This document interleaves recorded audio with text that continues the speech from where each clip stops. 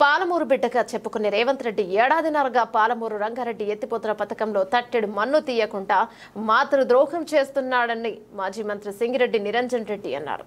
So నీళ్ళు ఇమ్మంటే నీళ్ళు ఇయ్యక రైతులు కింద మీద పడి కష్టపడి వాళ్ళు పంటలు పండిస్తారంటే ఆ పండించినటువంటి పంటలు కొనక, కొంటే ధాన్యం ఎత్తక, ఎత్తితే లారీలలో నింపితే ఈ లారీలు పోయాడు అన్లోడ్ కాక, ట్రక్ షీట్ జనరేట్ కాక, రోజులు కాదండి వారాలు పడి కాపులు ప్రతి చోట రైతులు ఆందోళన చేస్తున్నారు. ఇదేం దరిద్రం నాకు అర్థం కాదు. ఇంత కష్టపడి రైతులు ఇన్ని ప్రతికూల పరిస్థితులలో నువ్వు రైతు బంధు ఇవ్వకపోతే 4 ఎకరాల లోపు ఇచ్చిన ఇంకా కొంతమందికి ఇయ్యలేదు. ఇక మార్చి 31 వరకల్లా ఎట్టి పరిస్థితులలో పూర్తి చేస్తామని ముఖ్యమంత్రి గారు నోటి నుంచి వచ్చే మాట.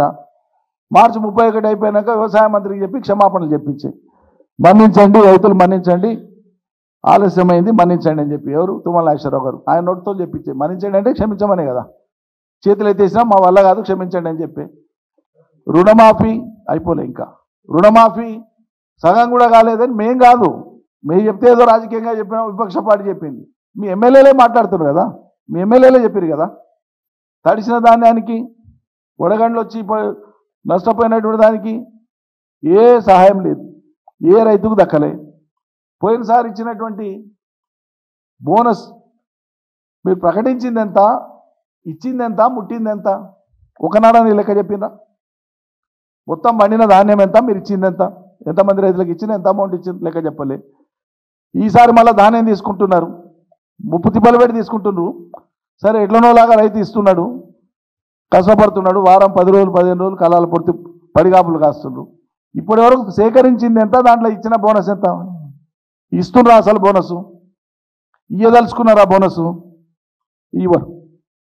అంటే ఏదైనా మాట మార్చి దాన్ని జాప్యం చేసేసి జనం మధ్యలో వాళ్ళు మర్చిపోయేటట్లు చేస్తే ఆ అంశం వెనక్కి పోయినట్లే అని భావిస్తున్నా. దగ్గర 1,50,000 కోట్ల అప్పు చేస్తుంది. మరి ఇవేమి ఇవ్వకుండా ఏం చేయకుండా ఇచ్చిన హామీలకు సంబంధించి ఏం చేయకుండానే 1,50,000 కోట్ల అప్పులు చేస్తుంది. అప్పులు చేసి మళ్ళీ నిత్యం అప్పులు అయిపోయినాయి, మాకు ఏడ పైసా పుడతలేదు, ఇంకా మా చేతన అయితే లేదని చెప్పి చేతులు ఎత్తేస్తుంది. అన్నీ మాట్లాడింది మీరే, అన్ని ఇస్తామని చెప్పింది మీరే, ఎగిరెగిరి దుంకులాడింది మీరే. మాకు చేత కాదా, మాకు అనుభవం లేదా, మేము ఇంత గొప్ప వాళ్ళం, అంత పొడి వాళ్ళం, ఇంత లావాళ్ళం చెప్పుకున్నది మీరే.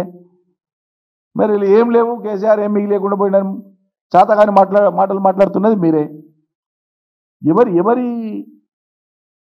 ఘోరమైనటువంటి వైఫల్యం కింద దీన్ని చూడాలి. మరి 100కి 100 పాళ్ళు ఈ ప్రభుత్వం యొక్క దారుణమైన వైఫల్యం. ఇది మామూలు వైఫల్యం కూడా కాదు.